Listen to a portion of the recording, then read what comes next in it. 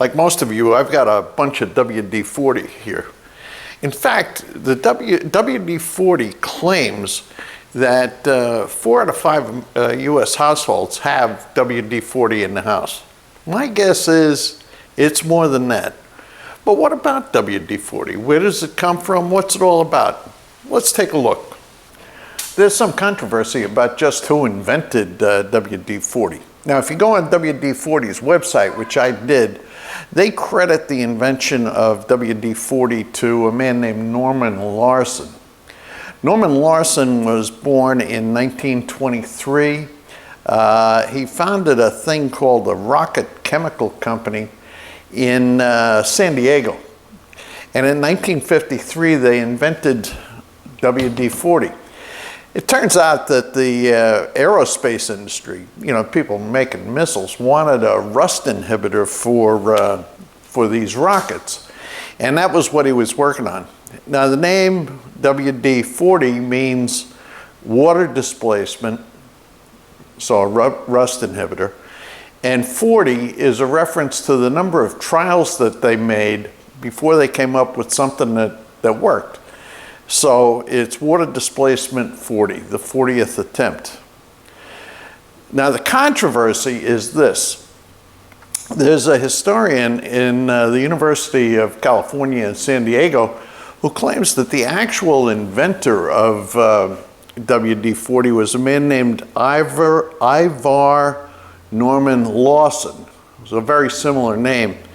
Her claim is that he invented it in his kitchen and that he sold it to the Rocket Chemical Company for $500.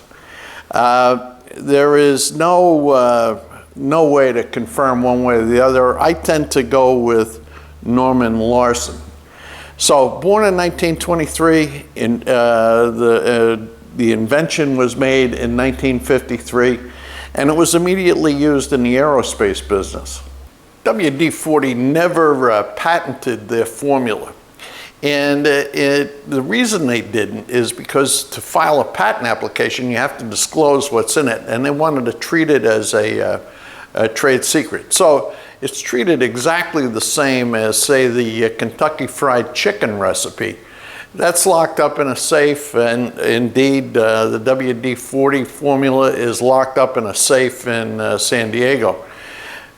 Now, it's hard for me to believe that it's really a secret. I mean, you've got people who are buying chemicals and making this stuff. Surely somebody knows, and you would think somebody would have leaked it. But WD-40, no patent. And by the way, even if they applied for a patent now, the period when they could successfully obtain a patent is long, long gone. The guys who worked in the Rocket Chemical Company were taking this stuff home after it was invented and using it around the house. And when they realized that this thing really had some applications to ordinary household problems, they started selling it on the streets of San Diego. Well, one thing leads to another, and they start selling it fundamentally all over the world. WD-40 does 5 principal things. The first one is it's a rust inhibitor. That was what it was designed to do. Second, it's a penetrant. Third, it's a cleaner. Fourth, it's a solvent. And 5, it's a lubricant. So it does 5 things. We've probably used them for a variety of that stuff.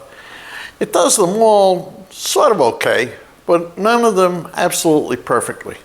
So what's the bottom line on WD-40? Very, very useful product. Definitely you should have it around the house. Does it do anything perfectly? The answer to that is no. I mean, there's a limit to what it can do in terms of cleaning up tools.